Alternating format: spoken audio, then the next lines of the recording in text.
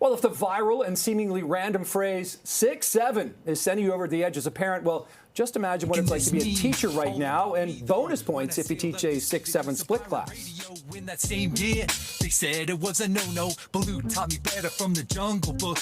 But instead of plugging their ears, our next guests embraced the trend and have incorporated it into their lessons. They call themselves hip-hop educators, and this isn't their first foray into blending learning with rhyme.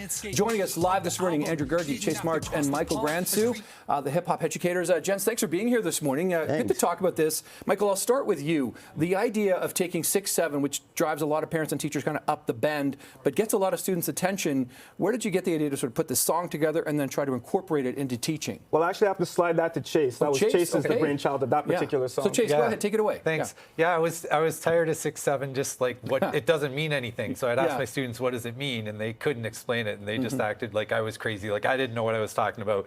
So then at the end of the day one day, I was like, you know what, I'm going to make it mean something. What if we did a song about 1967 instead? So I went to the thrift store, I found a record from 1967, sampled it to make the beat, and got these two guys on the song, and we talked about 1967, dropped a bunch of historical references and some Canadian ones, and made the video, and it's catching on. All right, and it's a big year. 1967 is a significant year as well. So Andrew, what's your involvement here? How did you get online? I pretty much was along for the ride here. He came up with the idea, pitched it to the rest of the group. We thought it was kind of neat to jump on this kind of topic. I wrote a few bars, sent it to him. He liked it.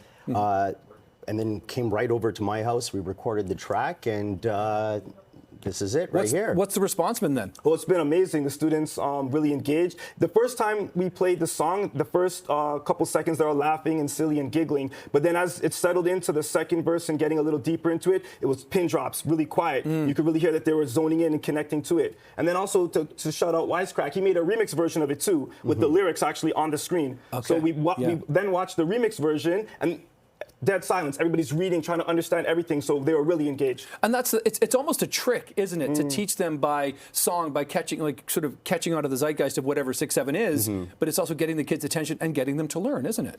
Yeah, in a way. It's just, I don't necessarily look at it as a trick, just a way to engage the students, just to teach a lesson about rhyming couplets, things like that. You know, get them involved in the poetry in an interesting way, right? Yeah, absolutely. We got to find a hook, something that connects with them. And I want to shout out Sham. Like a couple days before Chase even mentioned the idea of the song, one of my students at the end of the day, we're waiting for the bell. She's like, do you know any Gen Z slang? I'm like, no. And then she taught me about clock it. She taught me about 6'7", and then just the timing lined up, because a few days later, Chase was like, yo, let's do a song on 6'7", and I'm like, I think this was meant to be, right? Yeah, and Chase, this is not the first time you've sort of incorporated rhyme into teaching. Can you give us a bit of like how you realized it clicked the first time and why you continue to do it then? Well, when you're hip hop, it's just kind of in you to do, right? Yeah. So I was an instrumental music teacher, and every year I do a different genre of music. And I did blues one year, and I was like, let's do hip hop. So I started using it in the classroom. I had like kind of a hip hop choir. I taught them a song, but instead of singing, we were rapping. And then we started doing some of our own writing.